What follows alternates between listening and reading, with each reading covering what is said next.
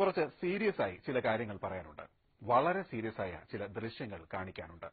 ഇന്ന് കണ്ടതിൽ വെച്ച് മനസ്സിനെ ഏറ്റവും ആശങ്കപ്പെടുത്തിയ ചില ദൃശ്യങ്ങളിലേക്ക്.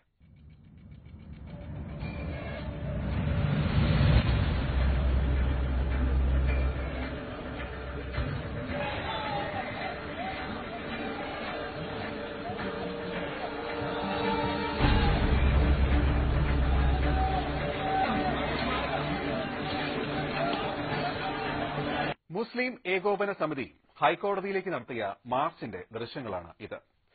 സാധാരണ രീതിയിൽ ഒരു മാർച്ച് വരുന്നു, പോലീസ് ബാരിക്കേഡ് വെച്ച് തടുക്കുന്നു. പക്ഷേ ഇവിടെ പല സമരങ്ങളിലും നമ്മൾ കാണാറുള്ള പോലെ ബാരിക്കേഡ് തകർക്കാനുള്ള ശ്രമം തുടങ്ങി. സ്വാഭാവികമായും പോലീസ് ജലപീരങ്കി പ്രയോഗിച്ചു.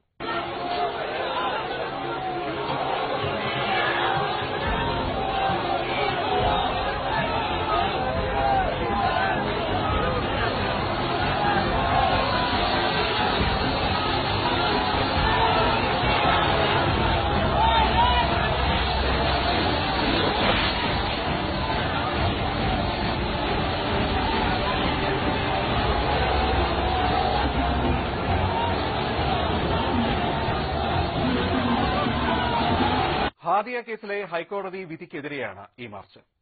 മേൽക്കോടതിയിലും മറ്റൊരുപാട് നിയമവഴികളും ബാക്കിയുള്ളപ്പോഴാണ് കോടതിയെ വെല്ലുവിളിച്ചുകൊണ്ട് ഇങ്ങനെയൊരു മാർച്ച് എന്ന് മനസ്സിലാക്കിക്കൊണ്ടുവേണം ഇനിയുള്ള ദൃശ്യങ്ങൾ കാണാൻ.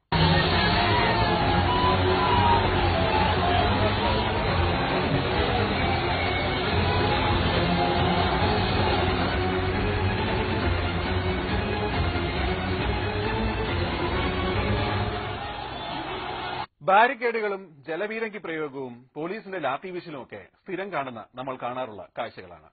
പക്ഷേ ഇനി നമ്മൾ കാണുന്നത് അത്ര പരിചയമുള്ള ഒരു കാഴ്ചയല്ല. പോലീസിന്റെ ജലപീരങ്കി വാഹനം അതിന്റെ മുകളിൽ കയറി സമര നേതാക്കൾ പ്രസംഗിക്കുന്നു. അതായത് അവരുടെ പ്രസംഗത്തിന് പോലീസ് വാഹനം വേദിയൊരുക്കുന്നു.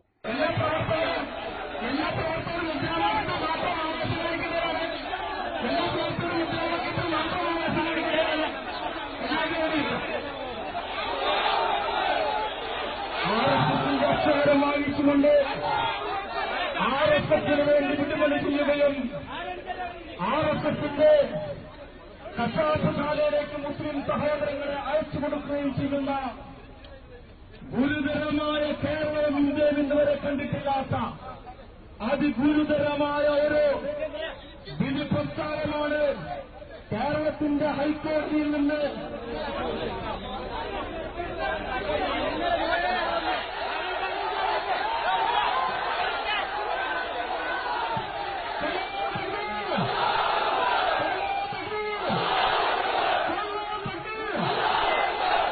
അധികം സമരങ്ങളൊന്നും നമ്മൾ കണ്ടിട്ടില്ലെങ്കിലും ഇങ്ങനെയൊരു സമരത്തിന്റെ ദൃശ്യം ആദ്യമായിട്ടാണ് കാണുന്നത് എന്നാണ് എന്റെ ഒരു ഓർമ്മ.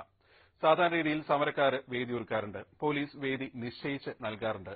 എന്നാലും ഒരു പോലീസ് വാഹനത്തിന്റെ മുകളിൽ കയറി സമരക്കാർക്ക് പ്രസംഗിക്കാൻ പോലീസ് തന്നെ വേദി ഒരുക്കുക എന്ന് പറയുന്നത് അടുത്തിടെയൊന്നും കണ്ടിട്ടില്ല, കേട്ടിട്ടില്ല.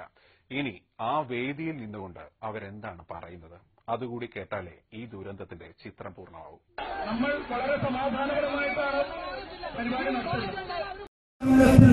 ബിലാൽ എന്ന് പറയുന്ന ഞങ്ങളുടെ പ്രിയപ്പെട്ട സഹോദരനെ ശത്രുക്കൾ പാറക്കല്ല് നെഞ്ചിൽ വെച്ചുകൊണ്ട് ഇസ്ലാമിനും വിടണമെന്ന് പറഞ്ഞപ്പോൾ അഹദ് അഹദ് അഹദ് എന്ന് പറഞ്ഞ് വിശ്വാസം ഊട്ടിയുറപ്പിച്ചവരാണ് ഇസ്ലാമിലെ ഞങ്ങളുടെ ചരിത്ര പൂർവികന്മാർ. അതുകൊണ്ട് അവരുടെ വിശ്വാസത്തിൽ കോട്ടം തെറ്റുമെന്ന് ഞങ്ങൾ പ്രതീക്ഷിക്കുന്നില്ല.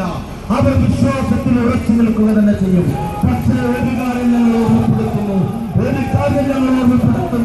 ഞങ്ങളുടെ പ്രിയപ്പെട്ട സഹോദരി